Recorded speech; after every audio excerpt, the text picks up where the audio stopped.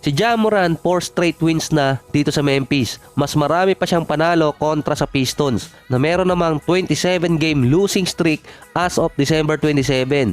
Pwede na silang maglagay ng banner dahil NBA record yun.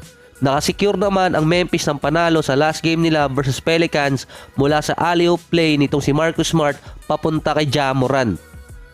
Actually kahapon pa to na kinall out na ng ibang mga fans yung ginawang dance move nitong si Ja Morant. So parang mabilisan kasi niyang binawi yung isang gesture. So inintay ko muna talaga yung mga report. Yung isa sa mga analyst ngayon na si Chandler Parsons na dating player din ng Memphis, kinall out agad si Ja Morant regarding dun sa ginawa niyang gesture. Last season, dyan din siya nadali habang may investigation pa yung NBA. Ginawa niya kasi yung gun sign gesture kaya siya natuluyang isuspinde ng Memphis.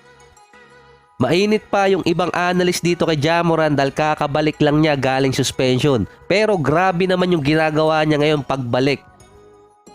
Saka malaki din na nilagay ko sa Memphis. Baka aabot kahit play-ins. May average si Ja Morant sa ngayon sa last 4 games na 28 points, 5 rebounds at 8 assists. Nung wala si Morant sa team, dead last sila sa points in the paint. Sila yung pinaka-worst team sa category na yon. Nung bumalik naman si Morant, ang Memphis umangat agad sa number 11.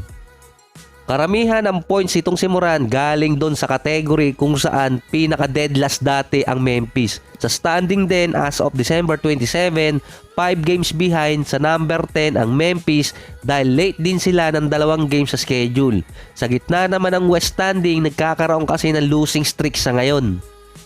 Pumabor din sa kanila na hindi sila umabot sa play-in knockout stage. Nag-advance kasi ng 2 games sa schedule yung 4 na teams dito sa West na nasa top 6 din or top 10 ng standing.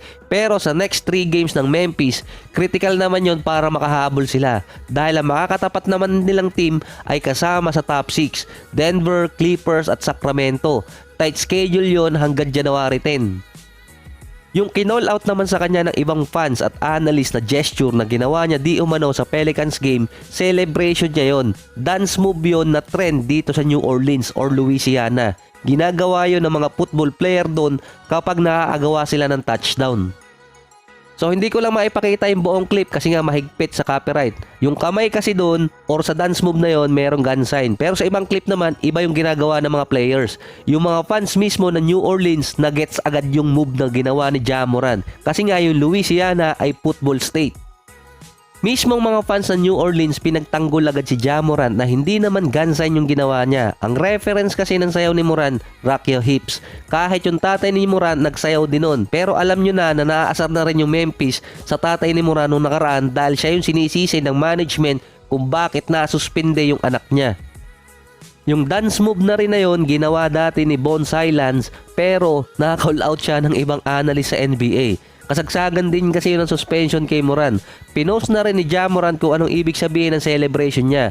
Hindi mo rin maaalis na may history si Morant kahit anong sign na may reference kung bakit siya nasuspinde sa NBA.